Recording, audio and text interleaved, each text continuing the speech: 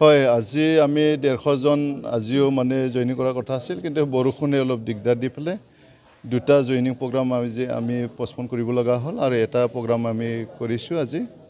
গতিকে প্ৰত্যেক সপ্তাহ আমি 500টা পৰিয়াল আমি যোগদান কৰাৰ কথা কৈ আছিলোঁ। এই হিচাপে আমি প্ৰত্যেক সপ্তাহে 500 পৰিয়াল আমি যোগদান কৰি আছোঁ। অহা সপ্তাহত আৰু 500টা পৰিয়াল আমি যোগদান কৰিম এই ধৰণে। গতিকে আমি যি কথা কৈছোঁ এই কথা হিচাপে আমি আজি যোগদান কাৰ্যসূচী কৰিছোঁ।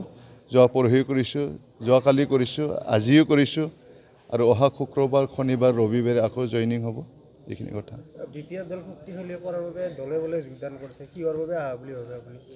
এইটো বৰ্তমানৰ শাসক গোষ্ঠীয়ে যি প্ৰলোভনৰ ৰাজনীতি, এই প্ৰলোভনৰ ৰাজনীতি যিবিলাক প্ৰতিশ্ৰুতি দিছিল, এই প্ৰতিশ্ৰুতিবিলাক তেখেতসকলে ৰূপায়ণ কৰিব পৰা নাই। এইটোৰ কাৰণে আজি শাসক গোষ্ঠীৰ মানে দলৰ পৰা আজি BPF দলত দলে বলে সদায় যোগদান কৰি আছে আৰু আগন্তুক সময়ত হাগ্ৰামা মহিলাৰী ডাঙৰীয়াক পুনৰ BTCত মানে চিফ হিচাপে লৈ চৰকাৰ গঠন কৰাটো ৰাইজে বিচাৰিছে। এই ধৰণৰ কথা।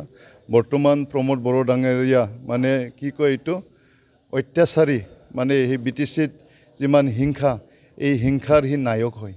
আজি BTCত শান্তিৰ কথা কৈ থাকে। আজি BTCত পৰ্বজতাত আপোনালোকে দেখা পাই আছে কিবা টানা মানা মানে সমস্যা। আজি পেট্ৰল ঢালি পেলাই নিজকে আত্মজা কৰাৰ কথা এইবিলাক আজি দেখা পাই আছে। আজি BTCত তেখেতে চৰকাৰ চলোৱাৰ সময়ত আজি 10 জন লোক ফেক এনকাউণ্টাৰ কৰি পেলাই তেখেতে মানে তেখেতৰ চৰকাৰৰ সময়ত আজি ফেক এনকাউণ্টাৰত মানুহ মৰিছে। এইটোৱে ক'ত শান্তি? অশান্তিৰ নায়ক প্ৰমোদ বড়ো ডাঙৰীয়া।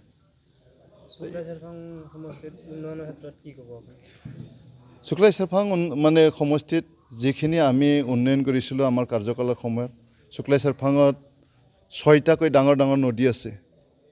নাওবান্ধা নদী আছে, শুক্লাই নদী আছে, দেওচুঙা নদী আছে, পুঠিমাৰী নদী আছে, বৰলীয়া নদী আছে, বাল্টি নদী আছে। সেইবিলাক নদীবিলাকত আমি হাগ্ৰামা মহিলাৰী ডাঙৰীয়া চৰকাৰ থকা সময়ত প্ৰত্যেকখন নদীত আমি দলং বনাইছিলোঁ।